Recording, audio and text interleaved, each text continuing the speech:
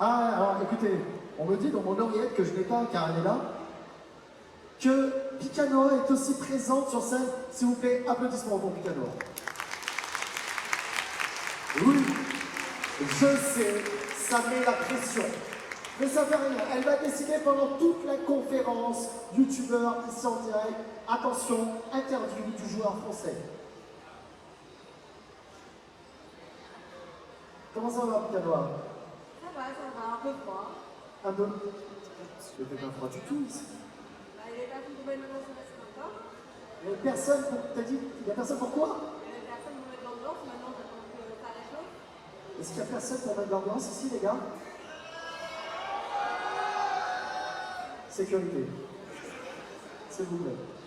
Bon, Picanoa, qu'est-ce que tu vas faire là maintenant là? Bah, je vais faire des dessins divers et variés pour les offrir. C'est la du TGS qui va les offrir aux youtubeurs et animateurs de la scène.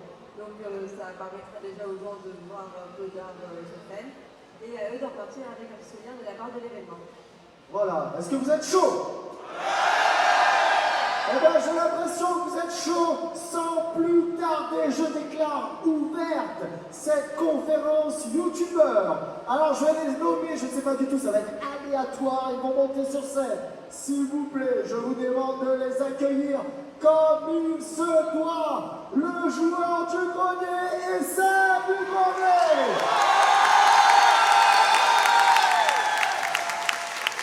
Il y aura aussi Monty. Suivi de Benzaï. Vous en voulez encore? Et il y aura Farod. Vous l'attendez depuis longtemps, il est là pour vous, John Rachid. Ils sont un duo spécialisé dans l'univers de Dragon Ball DB Time. Il a enrichi vos vies culinairement et équipement. Il est là pour vous, gastronomique.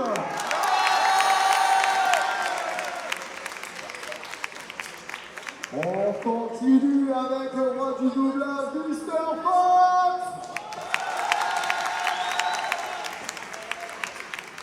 Il a la tête dans les étoiles et les pieds sur terre. Oui, je dis n'importe quoi, d'accord? Stardust. Il est une sommité dans l'univers du manga en France, le chef Otaku.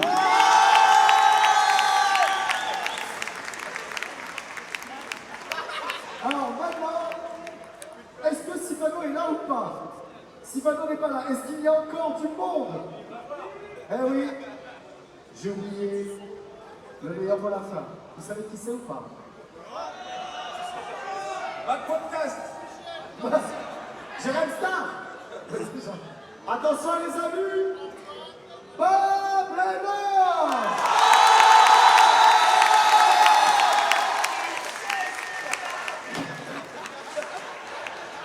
C'est un système is on fire. Allez-y, applaudissements pour tous. Alors, ici, Bob, Bob, il est très malin, d'accord? Beaucoup trop pour nous. Cet homme n'est pas humain. Tu t'installes là? Tu restes là ou pas, Bob? Alors écoute, ça veut dire que je te passerai mon micro de temps en temps, d'accord? Calme-toi, calme-toi. Bon, c'est bon, on a fini. Plus personne n'attend. On est chaud. Les amis, c'est à vous de jouer. Comment ça va se passer? C'est très simple, c'est une conférence. Ils sont là pour vous. Vous levez la main si vous avez... Toi, t'es ultra rapide, mon gars. Je t'ai même pas tout dit que t'as déjà la main levée. À moins que ça soit la plus grosse crampe de toute ta vie, c'est que t'as une question. Je te le dis, ok? Alors, vous levez la main, vous posez votre question, il se fera plaisir d'y répondre. Mister, alors on va commencer les hostilités avec toi. Alors, c'était pas toi le pauvre. Il n'y a qu'un seul mec qui lève la main et tu te trompes. C'est fou. Alors, Ça sera après à toi. Vas-y, Mister, comment tu t'appelles? Cyril. Cyril. Cyril, pose ta question. Alors c'est une question pour tous. Ok, très bien. Avec le nouveau modèle économique de YouTube qui commence à être un peu... Ah ouais, exactement, l'argent. Qui commence à être un peu chaud pour vous et du fait que vous faites des vidéos, des 30 secondes sponsorisées sur vidéo, comment vous trouvez ce modèle? Est-ce qu'il vous plaît? Est-ce que des fois ça vous gêne un peu ou pas? Comment ça se passe en soi? Moi perso j'adore la tube, donc ça ne me gêne pas. Il n'y a aucun problème de mettre 30 secondes au début. Déjà, je veux savoir, vous avez un bon retour son ou pas? Vous entendez bien ou pas? C'est bon? Ok, ça va. Alors, John, qu'est-ce que t'as dit? J'ai pas entendu. Non, c'est une blague. T'as dit de la merde, c'est ça? Non, mais ce modèle économique me va très bien. Si on veut gagner notre vie en même temps, faire des trucs qui soient démonétisés par la plateforme, mais qu'en même temps on arrive à gagner de l'argent, qui démonétisent, qu'ils aillent se faire foutre avec la monétisation, et nous on gagne notre vie à côté en fait. D'accord. Parce qu'on a besoin vraiment de gagner notre vie. Parce que ce que vous savez pas, vous voyez les vidéos, mais il y a les impôts, il y a l'URSSAF. Et ça, c'est des trucs que vous connaissez pas. Et c'est très très chiant ça. L'entretien de la moustache de Farod lui coûte au moins le PIB de la Colombie, mais chaque semaine. Vous imaginez pas le nombre d'OPSP qui doit se financer, cet homme, c'est impossible. Si quelqu'un travaille pour Gillette ici, merci beaucoup. Alors j'avais une réponse sérieuse par rapport au fait que la monétisation déjà elle-même a été dévaluée sur YouTube depuis quelques années, notamment à cause de Facebook, qui s'est retrouvé à payer une amende parce qu'ils ont dû avouer qu'ils avaient bipé les vues des lecteurs Facebook et du coup en fait d'évaluer le prix d'une vue auprès d'un annonceur de base qui se faisait qu'en fait la monétisation YouTube déjà de base, quand tu l'avais, quand il te la laissait et quand il te laissait même la partager, déjà elle a été un petit peu dévaluée à cause de Facebook qui avait bipé les dés de la monétisation sur internet. Et donc là, il y a eu ce problème-là, et il y a aussi derrière les bloqueurs de pub et les lecteurs dans lesquels la pub ne pénétrait pas, qui faisaient qu'il y avait aussi une dévaluation du nombre de gens qui regardaient la pub. Quand il y a 1 million de vues, il y a moins de la moitié des gens qui avaient la pub avant la vidéo.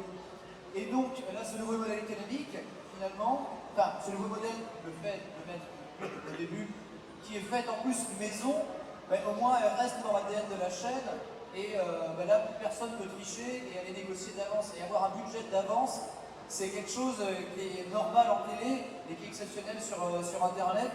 Donc en vrai ça peut choquer, mais en fait En plus, ce qui se passe sur internet il faut savoir qu'on est lucide pour les intégrations, comme le dit Benzaï. C'est-à-dire qu'on peut mettre des intégrations sur les trucs un peu obvious ou big ou quoi que ce soit, mais c'est toujours à notre sauce. Tu prends Fred et Seth par exemple, qui se font chier à faire des sketchs, ou moi-même qui essayer de mettre des blagues avec des voix marrantes ou des choses comme ça. Oui, éventuellement mettre un produit en avant, pourquoi pas, mais pas faire en sorte que ce soit une pub pour une voiture si tu veux. Regardez, elle est puissante, elle est en élection, c'est une voiture, achetez-la. Non, je te jure, c'est toutes les pubs, ça depuis 30 ans. Et tu comprends pas en fait le principe. Nous, on essaie de les intégrer de manière à ce que ce soit au moins ludique et marrant et surtout cohérent avec notre contenu. Donc on s'adapte, on fait comme vous, on patauge et on avance. Donc en vrai, c'est l'adaptation qui est logique du fait que YouTube s'est lui-même tiré une balle dans le pied et continue d'ailleurs avec en 2020 la Copa. Chef, Ça vous apprendra à installer un blog, bande de connards. Moi, je vais rajouter, je suis d'accord avec John quand il a dit que si le modèle économique AdSense doit se casser la gueule, c'est tant mieux, limite. Parce que j'ai toujours eu l'impression que ça fait un côté très intrusif, cette publicité. Même si ça dure que 5 secondes, tu dois attendre pour la skipper. Alors que si tu regardes ton youtubeur qui fait sa pub et que tu veux pas la voir, tu double tapes 4 fois et tu sais déjà que tu l'as skippé beaucoup plus rapidement. Et alors en plus, maintenant, les publicités AdSense, je sais pas si vous les remarqué, et je commence ma podcast, attention, maintenant il y a 2 publicités qui se lancent d'affilée. Et j'ai pas eu l'impression que mes revenus étaient doublés par 2. Ça, je sais pas. Non, ça, moi, YouTube là, ils nous douillent, je n'aime pas trop ce qui se passe. Donc, le modèle des publicités intégrées, ça s'adapte à chaque personne, comme l'a dit Bob. Chacun peut regarder celui qui fait sa pub. C'est beaucoup plus sain, je trouve. Les gens l'acceptent de plus en plus. Et, chose très intéressante, on gagne énormément plus d'argent avec ce modèle-là. C'est pas 4, 5 ou 6 fois plus qu'avec AdSense. alors on veut à ta moustache. Mister Fox. Oui, non, moi je voulais rajouter aussi ce modèle qui existe depuis un certain nombre d'années maintenant, mais qui continue quand même de coexister à côté de la monétisation, c'est le mécénat, les choses comme Tipeee, Utip, etc. Moi, je vois à mon échelle, je suis un petit youtubeur. Le mécénat via Tipeee me rapporte beaucoup plus que la monétisation YouTube. Et c'est quelque chose sur lequel on peut lutter plus facilement et de manière plus sereine, on va dire, parce qu'il y a des donateurs réguliers, etc., que la monétisation YouTube qui dépend toujours de, puisque j'utilise un extrait, est-ce que je vais toucher la pub ou est-ce que c'est Warner, etc. Donc voilà, ce genre d'aide, je ne sais pas si ça va se développer à l'avenir ou si ça va continuer d'être réservé à une certaine catégorie de youtubeurs, mais en tout cas c'est quelque chose qui continue d'exister et qui continue de nous aider à exister. De toute façon, comme tout le monde a dit, effectivement, la monétisation YouTube, donc par le nombre de vues, elle est devenue anecdotique maintenant en fait, comparée à ce que les sponsors peuvent rapporter. D'ailleurs, tout de suite une pub parce que cette conférence est sponsorisée par NordVPN. Merci. Et de suite, une coupe en deux. Merci. Pour suivre sur la sponsorisation, c'est vrai que aussi la sponsorisation nous permet une liberté créatrice et de parole qui est dingue par rapport à YouTube. Enfin, moi, particulièrement sur l'aviation, les fusées, je suis obligé de parler de la Seconde Guerre mondiale, je suis obligé de parler des nazis parce que c'est eux qui ont inventé les fusées. Donc forcément, sur les premiers avions à réaction, il y a des croix gammées. Donc forcément sur YouTube, c'est des monétisations directes. Et là, pour moi, c'est un problème. Je suis obligé d'avoir une sponsor. Et les sponsors, ils me disent, ouais, pas de problème. Mettre des avions avec des croix gammées dessus. Parce que le contenu est bon, en fait, ils regardent mon contenu. Alors que ceux qui, quand on conteste une démonétisation, ceux qui regardent nos contestations, ils regardent même pas forcément la vidéo et ils disent, ouais, bon, il y a une croix gammée dessus, direct. Ils regardent pas pourquoi, en fait, le contenu est historique. Enfin, ils remettent pas les choses dans leur contexte. Et ça pose un problème. Donc la sponsorisation nous donne une liberté créatrice qui est dingue. Et par contre, il y a un truc qu'a soulevé Hugo en disant les petits créateurs. C'est vrai que ceux qui démarrent maintenant n'ont plus accès à la monétisation. Il y a quelques années, on pouvait monétiser dès le départ, dès la création. Maintenant, c'est plus compliqué que ça. Et les sponsors, c'est maintenant limite à partir de 100 000 abonnés. Et encore, ça commence à être encore plus difficile que ça. Donc ceux qui sont en dessous de 100 000, pour avoir du budget pour faire des vidéos, ça devient difficile. Enfin, parce que vous regardez des vidéos, elles sont gratuites pour vous à regarder. Enfin, YouTube, vous ne payez pas YouTube, sauf si vous avez Premium. Mais si vous regardez des vidéos gratuitement, ça ne veut pas dire que les vidéos, ça ne coûte rien pour les faire. Enfin, moi, il y a des vidéos, elles m'ont coûté des milliers d'euros à faire, juste parce qu'il faut acheter de la documentation, parce qu'il faut se déplacer à un endroit particulier. Et toi, t'achètes des fusées, toi aussi. Donc, ouais, il y a aussi ça, ouais. En même temps, on n'a pas le droit de parler de nazis sur une conférence, je suis obligé de sortir. Ah, mince. Je suis désolé. C'est de la censure, hein, excuse-nous. Hein. Pour conclure, en vrai, ça arrange tout le monde. Ça arrange tout le monde. Nous, vous, c'est mieux d'avoir ce modèle économique-là. Sauf YouTube, mais on les emmerde. Même si je poste des vidéos dessus. Et sur le côté, ça permet plus de liberté. Je suis pas tout à fait d'accord avec ça, en fait. Parce que des fois, tu peux dire des trucs, des vidéos, le sponsor n'est pas d'accord. Qu'un gros youtubeur fasse une connerie et tu peux pas. T'as une image, tu veux. Alors, si demain par inadvertance j'ai une story Insta ou on voit mon physique, tu vois, tu vois rien de sponsor, tu vois. Non, mais par exemple, il y a la limite du sens moral aussi, si tu veux. Je parlais du contexte. Je veux dire, par exemple, NordVPN, il n'y a aucun problème. Disons qu'en fait, t'es libre de dire ce que tu veux, mais dans la mesure où. Il y a une autocensure. Ouais, tu pars pas trop couille. En fait, c'est pas que si t'es libre de dire ce que tu veux, mais c'est juste que si tu commences à faire n'importe quoi en étant sponsor, derrière le sponsor il va faire bon, on va peut-être prendre quelqu'un d'autre pour la prochaine fois. Après, c'est sûr que si tu commences ta vidéo en disant les nazis étaient très sympas, mais ils ont fait des fusées. Effectivement, au bout d'un moment, je te donne un exemple. La chaîne Incréatif, que je recommande d'ailleurs si vous ne connaissez pas, qui a fait quand même une vidéo en analysant le marketing de NordVPN, sponsorisé par NordVPN. Ils ont regardé le script et ils ont dit ok vas-y. Et je peux te dire la vidéo elle est bien quoi. Enfin, les mecs ils ont vu aucun problème à ça. Donc c'est quand même cool. Justement parce que tu aussi des marques, nous aussi on a fait une sponsor Red Shadow Legend où on pisse sur le jeu littéralement pendant une minute. Ils disent oui à tout. Ils s'en battent les couilles de mettre Red Shadow Legend. Tu peux avoir le contact des comptes. Et en fait, le truc, c'est que c'est aussi des fois la stratégie des sponsors, c'est que maintenant, le truc, c'est qu'en fait, NordVPN sont tellement partout que dès que tu dis, si un jour, ils dis par hasard, ah j'aimerais bien Repen, le premier truc qui te viendra à l'esprit c'est NordVPN. Donc ils s'en foutent le fait que tu fasses NordVPN, regardez je fais caca sur le logo, machin, ils s'en foutent parce qu'au final tu penseras quand même au NordVPN. Donc, Ouais, mais dans tous les cas, ce que je voulais dire, c'est que ouais, dans la limite du contexte, si le contexte il est bon, dans le sens où tu dis, ouais, bon, tu parles des nazis, mais t'en parles dans les faits. Désolé, je reste là-dessus, mais bon, je suis obligé d'en parler. non mais évidemment, c'est une vidéo historique. Mais Ah, il n'y a pas de soucis, Stardust. Tu peux sortir, s'il te plaît. Merci.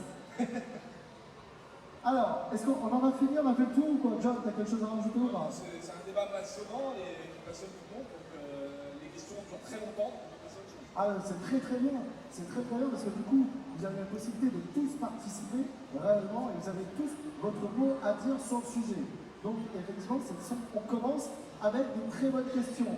J'ai hâte d'avoir la question pain au chocolat ou chocolatine. Vraiment. Alors à Toulouse, c'est plutôt chocolatine. Oh là là, Gastronomie qui va commencer à sortir une chaise, qui va nous faire comme le plus Je parler. répondrai pas à cette question, jamais. Bien entendu. Non, ça n'intéresse que les gens que ça intéresse. Merci beaucoup. On peut parler des nazis, on peut pas parler de chocolat des nazis, c'est dead. Tu dis chocolatine en Asie, excuse-moi. Qu'est-ce que c'est? Mon Dieu. Alors, il y avait une autre question. Mister, toi, effectivement. Comment tu t'appelles, copain? Moi, c'est Étienne. Étienne, comment ça va, Étienne? Bien, merci. Bah écoute, ça va super. Ah non, tu te demandes pas? D'accord, Non, merci. voilà. Étienne, quelle est ta question? Vas-y. Alors, moi, j'ai également une question qui s'adresse à tout le monde. Très bien. Donc voilà. Mettons que demain, vous avez l'aventure qui s'arrête. Qu'est-ce que vous feriez dans l'après? Ah, est-ce que tu parles de la mort ou après YouTube? Non, l'après YouTube. Mettons Je que veux juste savoir, être sûr. Alors, allez-y. Non, je vais pas demander nous dans ce week-end, ensuite je vais demander envoyez-moi un mail de là pour voilà. Ok, allez. Alors, Moi je vais chez Gastro, comme ça je sais que je peux manger. Je vais chez John, je dois la collègue dans notre pote. Voilà, on va continuer à survivre entre potes. Moi, je pense pas qu'il y a d'après en vrai, c'est une question qui veut rien dire parce que on est plus ou moins maintenant tous des artistes, des créateurs, et que même s'il n'y a pas YouTube, on va continuer à faire des choses avec un autre je sais pas, un autre média, un autre site, et le public qu'on a ne disparaîtra pas. Nous, on a maintenant des gens qui nous suivent, et c'est pas des gens qui vont faire non, j'aime plus en fait. Il y en a certains qui vont faire ça, et il y a beaucoup, il y a plus d'un million de personnes. Du jour au lendemain, je ne peux pas perdre 1 million de personnes. Je vais en perdre 200, je vais en perdre 300 par-ci par-là. Et en fait, on ne peut pas s'arrêter parce que les gens ne s'arrêteront pas d'aimer ce qu'on a proposé déjà. En fait. Pour moi, peut-être qu'il y en a qui vont arrêter par conviction, se dire je ne peux plus faire ça de ma vie. Et en tout cas, c'est pas à cause d'une plateforme où que l'aventure s'arrêtera parce que c'est impossible. On a fait trop de trucs, c'est pas du jour au lendemain. Voilà. C'est aussi pour ça qu'il y a beaucoup de youtubeurs aussi qui se diversifient peu à peu. Je pense par exemple à Cyprien qui fait de la BD, machin, etc. John Rodka aussi, John, dans les livres, Benzaï dans le condo. on parle d'une évolution en fait finalement. On parle d'une évolution. Ça veut dire qu'après YouTube, il a créé un petit John parce qu'on avait déjà eu cette question en conférence et d'autres personnes avaient répondu comme toi. Elle a dit on est des artistes. Et à partir de ce constat-là, et après, il est trouvé, on aura un autre format, on aura une autre évolution de boulot, mais on sera toujours présent. Donc effectivement, je pense quelque chose à dire. En fait, la question de la précarité d'après touche tous les métiers créatifs. Donc en fait, c'est genre, quand tu vois, par exemple, on a une dessinatrice dont je connais malheureusement pas le nom qui dessine des Pokémon en live. Alors c'est Picadora. Picadora, voilà. Et du coup, c'est absolument magnifique. Et personne lui dit, genre, mais du coup, quand on aura marre de dessiner, tu vas faire quoi de ta vie? Enfin, tu vois. Et du coup, finalement, je compte ouvrir un BTS audiovisuel à 5 000 € l'année avec des formations mytho sur Bordeaux d'ici les 50 ans. Voilà, merci. Est-ce que c'était une invitation ou tu viens de... Oui. Oui, non, mais genre, c'est mon petit plan, on va dire, post-YouTube, mais en gros, tu développes un réseau, des capacités, des vraies expertises dans le montage audiovisuel, dans l'acting, bon, et encore. Mais en gros, ouais, ça touche tous les métiers créatifs, tout ce qui touche aux comédiens, aux cadreurs, aux monteurs. Écoute, si t'as besoin d'un présentateur, voilà, exactement. N'hésite pas, n'hésite pas. Ok, quelque chose qui sort pour l'instant. Ouais, non, moi ce que j'allais dire, c'est qu'au-delà du côté artiste, effectivement, c'est que être vidéaste, ça nous auto-forme à énormément de corps de métier. Effectivement, Ben en a parlé, il y a ce côté montage, on apprend petit à petit la technique, on apprend petit à petit l'écriture, ce genre de choses. Donc en fait, mine de rien, tous ces talents et ces savoir-faire, si jamais YouTube s'arrêtait du jour au lendemain, on les recyclerait quelque part, quoi. Je suis d'accord avec mon sosie officiel. D'ailleurs, on peut citer notre producteur.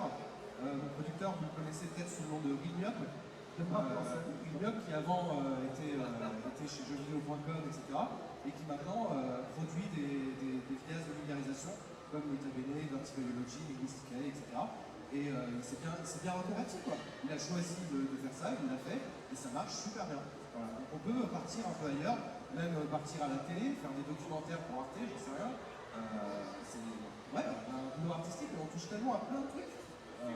Même toi, tu fais par exemple Mr. Fox qui parle de doublage, il pourrait très bien finir dans une boîte de doublage, pas forcément à faire du doublage, mais à organiser des trucs, je sais rien, faire de l'adaptation. Même dans les métiers dont on parle, en fait, on peut finir dedans. Peut-être qu'on pourrait conduire une fusée alors. Quelqu'un a quelque chose à rajouter ou pas? C'est bon pour vous là? Allez, alors, on va partir un petit peu de ce côté s'il vous plaît, avec question de madame, ici là. S'il te plaît, tu peux te lever. Comment tu t'appelles? Jenny. Jenny. Ça va Jenny? Elle est un petit peu malade. C'est bon? Quelle est ta question? Mets bien ton micro devant la bouche, s'il te plaît. Je souhaite pour Bob Lennon, joueur du Bonnet et Seb. Ok. Je sais que Maya n'est pas là, je suis un peu en retard sur ce sujet-là, mais est-ce qu'on aura droit à une nouvelle saison d'aventure?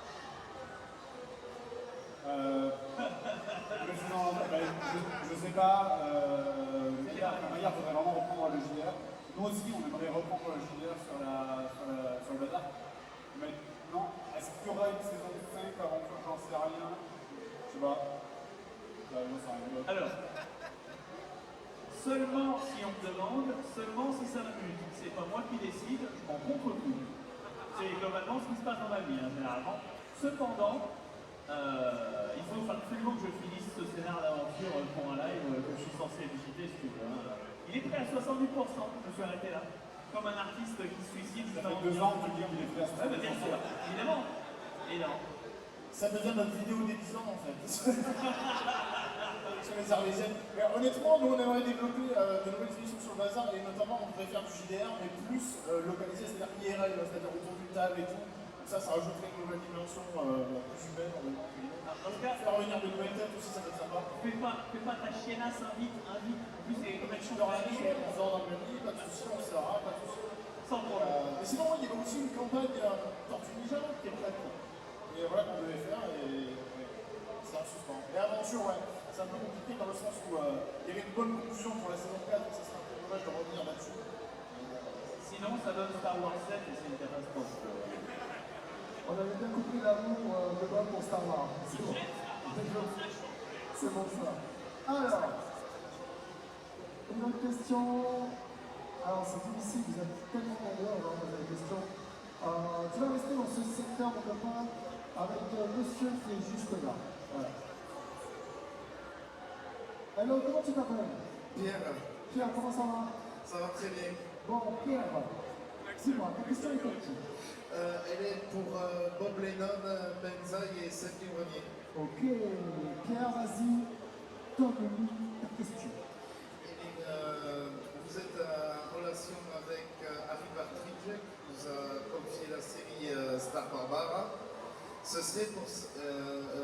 En plusieurs années, on a eu qu'une poignée d'épisodes. Est-ce que la série sur YouTube a un avenir?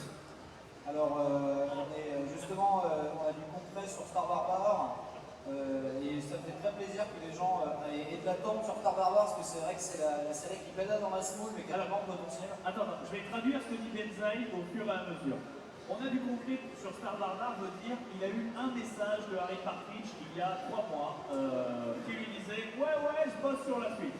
Voilà. Que les gens soient hypés, ça fait très plaisir parce qu'effectivement ça c'est qualitatif, ça il veut dire que ça veut dire. Continue. Avant Noël, vous aurez un nouveau code de Kill Gear, doublé par Bob Lennon, il ne le sait pas encore. Voilà, donc là, je ne ça. rien parce que moi, j'étais pas au courant de la traduction. Tu vois. Voilà. Oui, Il n'y a pas une BD en projet, c'est Ça pas ça. va. Voilà, Voilà, on est bien, voilà. Attends, et il a dit avant Noël. Il n'a pas dit avant ce Noël. C'est Voilà, important de vous le allez dire. avoir le fameux El Famoso épisode 4 qui est prêt à être animé. Qui est prêt à être écrit. Voilà. Et c'est fou, c'est en attendant une série animée, il y a un autre projet qui sort quoi. Est-ce qu'il y a le film Star Wars qui va sortir avant la Il série sort demain. D'accord, le film live. Vous pouvez le commander d'ailleurs entier. Là, aujourd'hui, il est sur le salon. Voilà. Il sort demain, mais seulement en Corée du Nord, donc il faudra attendre 12 ans avant qu'il arrive chez nous. Exactement. Concrètement, vous avez un nouveau code de Kiliar avant Noël et un épisode 4 à la rentrée, mais qui annoncera le début de la précommande des BD du comic book Star Barbare. Et l'avantage d'un comic book, c'est qu'on va pouvoir aller full métal hurlant et donc il y aura du vrai book, du vrai gore, de la non-censure, bref, des trucs très très fins. Et donc Star Barbare est bel et bien vivant et on a vraiment lutté pour débloquer Star Barbare. Je vous assure que c'est une petite mince affaire, mais ça avance. Merci beaucoup pour ta question. Bravo. Ok, allez, on repart un petit peu sur le milieu là-bas. Avec Mister. Mister là, c'est oui, toi, oui, non pas toi. C'est pas de stratégie encore. Toi, oui. Alors. Mais non, pas toi. Lui. Toi peut-être. Oui, ça marche. Comment tu t'appelles? Alors Joris. Joris. Joris, quelle est ta question? Alors ce serait pour l'équipe du JDG, je profite de la transition qui a été faite un petit peu auparavant. Vous parliez du film JDG, enfin la vidéo des 10 ans. Alors ma question sera en deux parties. Premièrement, est-ce que le film, si jamais enfin, quand il sortira, va totalement arrêter l'édition JDG ou alors est-ce qu'elle va perdurer sous un autre format? Et ensuite, la deuxième partie de ma question, c'est si le film devait arrêter l'émission JDG, est-ce que vous avez déjà une idée précise de comment ça va se terminer? Est-ce que vous avez déjà une idée de conclusion, pas forcément poussée? Déjà, tu spoil que c'est un film de 2 heures et en plus, tu spoil que c'est la fin du JDG. Donc, c'est pas cool, c'est pas nous sortir des infos, c'est pas gentil. Oui, qu'est-ce que vous savez à vouloir tous qu'on arrête en négociation? Ouais, ce film, quand ça doit arrêter, putain, oh! J'ai envie d'être triste. Non, mais. Et à la question, oui, il a écrit la fin il y a 10 ans, si tu veux. La pilule de cyanure est toujours sur son bureau, elle attend. Mais alors déjà, ce sera pas un film, après mon ce sera plutôt un gros épisode, un peu à la manière de Harry Potter. Donc le truc, je sais pas, 30, 45 minutes. J'en sais rien, on n'a même pas commencé à l'écrire. C'est top, t'es en train d'inventer des informations encore le facile là. Et pourtant, ça sortira avant l'épisode 4 de Star Barbare. Ça, c'est garanti.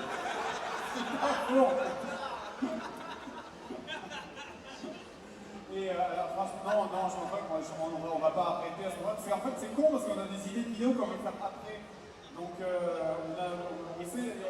a 3 papiers greniers où on sait ce qu'on veut. On a au moins 2 JDG où on sait ce qu'on veut. Et comment tu fais s'il meurt dans le film? Mais ta gueule. Mais non, c'est après, on fait venir l'ancien acteur qui est celui qui était drôle. Ah, le gros. Ah, oui, c'est ça. Il y aura un caméo du gros JDG. C'est ça, bien sûr, évidemment.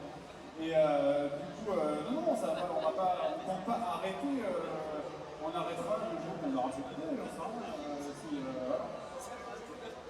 Est-ce que ça te convient, Joris? Ça va, parfait? On t'entend pas, t'as pas dit quoi, Joris? Si ce n'est qu'on se met dans une période, cette histoire de vidéo des 10 ans qu'on utilise depuis très longtemps, tout le monde fantasme. C'est un film, c'est une série, qu'est-ce que c'est? Est-ce qu'on aura même pas des coups colorisés dedans? Je sais pas ce que ça sera, mais on a un hélicoptère. Alors, je sais pas ce qu'on va en faire, j'en sais rien, mais on a un hélicoptère. Ça peut faire juste la scène pour la sponsor, vous avez vu? En fait, Captain American qui arrive en hélicoptère, comme ça. Ça vient un petit peu peur quand même. JDG, hélicoptère. Ouais, ok, d'accord. Daniel Balavoine. Je pense qu'on va avoir une bonne parodie de Gaillard, on va rien comprendre. Oh là, la fin, c'est cool. Mais j'avoue, c'est stylé. Tu commences l'épisode, il y a un hélicoptère qui se pose, Seb il sort, il arrive aux lunettes et il fait non, et là, ça s'arrête là. Ou alors, on fait un épisode full classique, mais genre 0 effets spéciaux, 2010, mais à la fin, je pars en hélicoptère. C'est bon, c'est vendu. Ça va, nickel. Bon, ok. Alors, J'ai hâte de voir cet épisode. Vraiment. La hype est comme d'accord avec cet épisode. On va partir Miss. C'est toi, oui c'est toi. Mais Miss. Alors, ok, bon, c'est... Oui, bonjour. Bonjour. C'était comment le début de YouTube? Vous? C'est trop bien. Est-ce que t'as vu 2001 l'Odyssée de l'espace avec ce monolithe? C'était ça le début de YouTube. Le début de YouTube, c'était Dailymotion, c'était bien. Vraiment très bien. En fait, tout le monde, il y a des gens qui ont commencé, genre full d'émotion ici. Ah ouais? Ah ouais, moi Dailymotion direct. Après YouTube, pour l'argent. Vous avez commencé en quelle année? En 2007. D'accord, oui. 2007, 2006. Attends, mais Qui a commencé plus vieux là? 2006-2007, toi? ah, mais le chef a commencé. Nico, vas-y. Sérieux? Vous savez pas? On faisait des courts-métrages DBZ dans notre jardin. C'était une chaîne. Sur Dailymotion, c'est ça, en quelle année? Ah, 2007-2008, quoi. Voilà. C'était passionnant. Il avait 8 ans. Alors du coup, on s'est aventuré dans les tréfonds de Dailymotion. Mais la vraie question, c'était comment c'était le début de YouTube alors pour vous? Créatif. Créatif, ok. Parce qu'en fait, moi, je commence sur YouTube et j'aimerais bien avoir des conseils. Ah, voilà la question. Ah, qu'est-ce qui se passe? J'ai pas entendu, t'as dit quoi? J'aimerais bien avoir des conseils. Ah, le conseil de bataille. Le conseil, rentre chez toi et fais des études, Billy. Apprends, deviens médecin, sauve des gens, sois utile. Il y a des tas de gens qui viennent me voir. T'as été très fort, merci. Quand j'ai perdu mon père, t'as été vraiment la présence qui m'a fait rire. Alors que si j'étais devenu médecin, son père, j'aurais peut-être pu le sauver aussi. On le sait maintenant, cet homme est horrible. Il y a une question qu'il faut que tu te poses, c'est pourquoi tu fais des vidéos? Pourquoi quoi? Pourquoi tu fais des vidéos? Si c'est pour la thune, c'est mort. C'est pas comme ça. Donc, mauvais plan. Là, il allait répondre, vas-y. C'est pour sur la chromatique, faire des tutos. Non, je sais même pas ce que tu veux faire, je veux dire pourquoi tu veux le faire. Est-ce que c'est dans la chromatique? Pour aider les gens. Voilà. Bah ça c'est bien déjà. En fait, tu parles du principe qu'à partir du moment où tu commences à faire une émission sur YouTube, il faut que tu le fasses pour toi et pour les gens. Il faut que tu fasses quelque chose que tu aimes, d'accord, qui te passionne et que tu as envie de partager aux gens. Le reste viendra au fur et à mesure. Vraiment, si je me permets des mots, hein, Et c'est ça, et si ça vient pas, c'est pas grave. On fait pas des vidéos pour être connus, on savait même pas qu'on allait être connus. On savait même pas qu'on allait nous repérer dans la rue quand on a commencé sur Dailymotion. Et si tu fais ça pour ces raisons-là, il y a un autre truc, une autre discipline qui s'appelle la télé-réalité, c'est aussi cool. Donc c'est bien d'aller là-bas. Et si tu fais des trucs pour partager avec les gens, c'est plus intéressant. C'est vrai, si tu as quelque chose à faire partager, si tu as quelque chose à dire, si tu kiffes simplement faire des vidéos et passer du temps et que c'est un genre de hobby, c'est cool. Et surtout, maintenant, si ça c'est un truc que moi j'ai envie de le dire à tout le monde, si quand tu te dis pourquoi tu fais des vidéos et le seul truc qui te vient à l'esprit c'est ah ben j'aimerais bien être connu et gagner de l'argent, c'est mort. Être connu et gagner de l'argent c'est une conséquence, c'est pas le truc à chercher. Est-ce que tu joues à Fortnite? Oui. C'est vrai? C'est bien. Tu as peut-être une chance de devenir riche alors, c'est bien. Alors, moi j'ai une grosse règle d'or par rapport aux gens qui veulent débuter, c'est d'apporter sur YouTube le contenu que tu n'y trouves pas ou que tu aimerais y trouver. C'est-à-dire s'il y a une carence ou un concept que tu as, ou après tu peux repomper le concept d'un américain que tu aimes bien, ça marche aussi, mais sinon tu peux créer le contenu que tu ne trouves pas et avec ton flair à toi, et du coup créer ce que tu voudrais regarder. Mais surtout si tu fais des américains qu'on aime bien. Ouais, mais après ça marche aussi. Hein. Il y a deux écoles. Mais surtout, c'est vrai que ça marche bien. Ça marche avec les comiques aussi. Ah. Et ça marche aussi avec les comiques que vous kiffez aux États-Unis. À partir de 2 ans, c'est bon, il y a prescription pour pomper. Allez-y, mais surtout, si tu commences, ne te mets pas la pression. Parce que tu vas te dire, ouais, il faut que quand je crée ma chaîne YouTube, il faut que je fasse une vidéo par semaine ou machin. Tu sais, comme les grands, quoi. Enfin, comme les grands. Comme ceux qui sont déjà là depuis un petit moment, on va dire. Mais te mets pas la pression. Il y en a plein qui se mettent la pression dès le départ en se disant, ouais, il faut que ce soit fait de telle manière, il faut que je le fasse à telle régularité, il faut que je lèche l'algorithme, etc. Mais non, quand tu commences, il n'y a personne qui te regarde. C'est le cas de tout le monde. On va tous commencer comme ça, sauf les pistonnés, on va dire. Mais Vraiment, te mets pas la pression, tu fais ça pour ton plaisir, à la régularité que tu veux, et ça prendra quand ça prendra. Et si ça prend pas, bah tant pis. Mais voilà, te mets pas la pression, on se détend, tu fais ça pour le plaisir, et tu fais ce que t'aimes, et c'est le plus important. De toute façon, on va pas vous mentir, hein, si nous on est là, c'est aussi qu'on a eu beaucoup de chance. Nous, on est arrivé les premiers, donc c'est aussi pour ça qu'on est là. Je suis à moitié d'accord quand même. Moi, je suis d'accord, c'est beaucoup de chance. Et aussi le talent quand même. Enfin, il faut partir sur Même il y en a qui ont beaucoup de talent, non. et aujourd'hui, il y a trop de youtubeurs. Donc, il y en a qui ont beaucoup de talent et qui ne perceront jamais, malheureusement.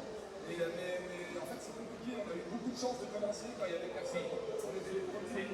C'est vrai que c'est une question de chance aussi, mais mon père disait, ou te dit parce qu'il est encore en vie, bonjour papa, et c'est une leçon qui est importante parce qu'elle se valide, et il y a beaucoup de gens dans la salle qui hocheront sans doute de la tête en entendant ça, c'est qu'on a la chance que l'on s'offre.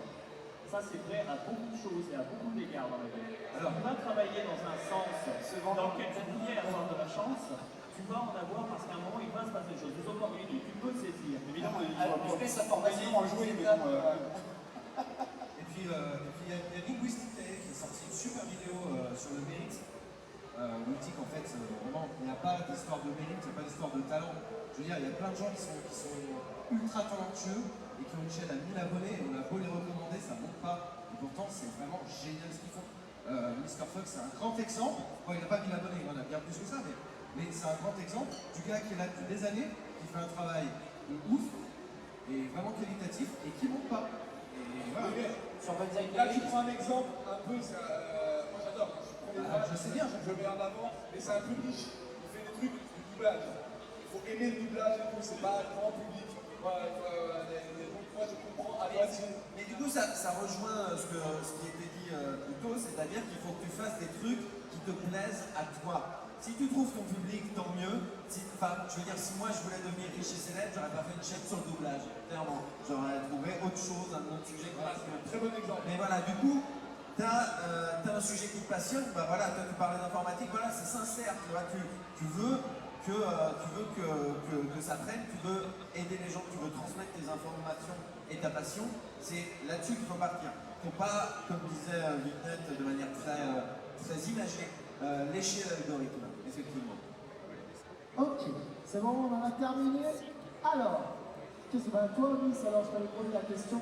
Oui, c'est bien toi. Oui, toi, lève-toi et parle. Comment t'appelles-tu? Priscilla. Comment? Priscilla. Lucilla. Lucilla, quelle est ta question? C'est pas ça? Non. Ça va là. Priscilla. Priscilla. Oui. C'était meilleur, Lucilla. Mais ça va là, Priscilla. Priscilla, quelle est ta question? J'ai une question générale et des vrais problèmes de société. Plutôt chocolatier ou pain au chocolat?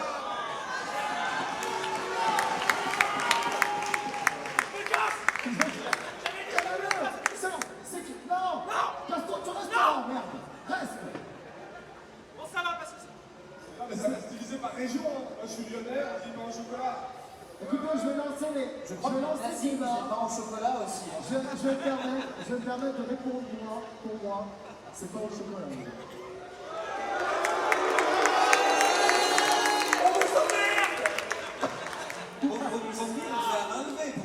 Écoutez, je suis pas là pour vous amener, d'accord? Pas au chocolat. Voilà. Bon, tu sais quand même que c'était la dernière question. C'est-à-dire que je pensais que tu allais avoir une question de fou, et tu te sens ça pour la finalité. C'est dommage. Par contre,